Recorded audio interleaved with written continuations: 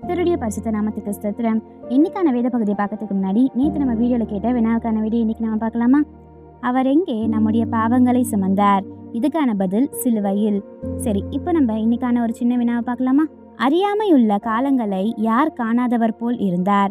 இதுக்கான பதிலை கமெண்ட்ஸில் சொல்லுங்கள். சரியான பதிலை நான் நாளைக்கான வீடியோவில் சொல்கிறேன். இப்போ நம்ம இன்னைக்கான வேத பகுதியை பார்க்கலாமா? அப்போஸ்தலர் 17ஆம் அதிகாரம் 30ஆம் வசனம். அறியாமையுள்ள காலங்களை தேவன் காணாதவர் போல் இருந்தார், இப்பொழுதோ மனதிரும்ப வேண்டும் என்று எங்கும் உள்ள மனுஷர் எல்லாருக்கும் கட்டளையிடுகிறார். In the past, God overlooked such ignorance, but now He commands all people everywhere to repent.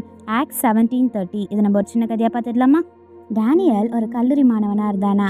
அவனுக்கு பொறுப்புகளை விட சுகமாக வாழ்வது தான் ரொம்ப முக்கியமாக இருந்ததான். அவன் பல முறை பெற்றோரிடம் போய் சொல்லுவானா, வகுப்புகளை தவிர்ப்பானா, தவறான முடிவுகளை எடுப்பானா.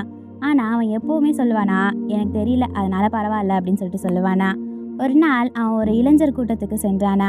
அங்கே பேசுபவர் சொன்னாரா, முன்பு தேவன் மனிதர்களின் அறியாமையை பொறுத்தார், ஆனால் இப்போ எல்லாருமே மனம் திரும்ப வேண்டும்னு கட்டளையிட்டார் அப்படின்னு சொல்லிட்டு சொன்னாரா. இந்த வார்த்தைகள் டேனியலோட மனதை தொட்டுதான். அந்த இரவு அவனுக்கு தூக்கமே வரலையா.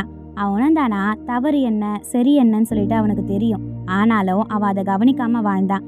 தேவன் அவனுக்கு ஒரு வாய்ப்பை கொடுக்கிறார், தவறுகளை தொடரத்துக்கு இல்லை, மாற்றம் அடையன்னு சொல்லிட்டு. அந்த நாள் காலை டேனியல் ஒரு முடிவு எடுத்தானா. அவன் மனமாறி தேவனை நோக்கி ஜெபித்தானா. அவன் வகுப்புகளுக்கு முறையா போக ஆரம்பித்தானா. பெற்றோரிடம் நேர்மையா பேசினானா. மெதுவா நல்ல வாழ்க்கையை தொடங்கினானா.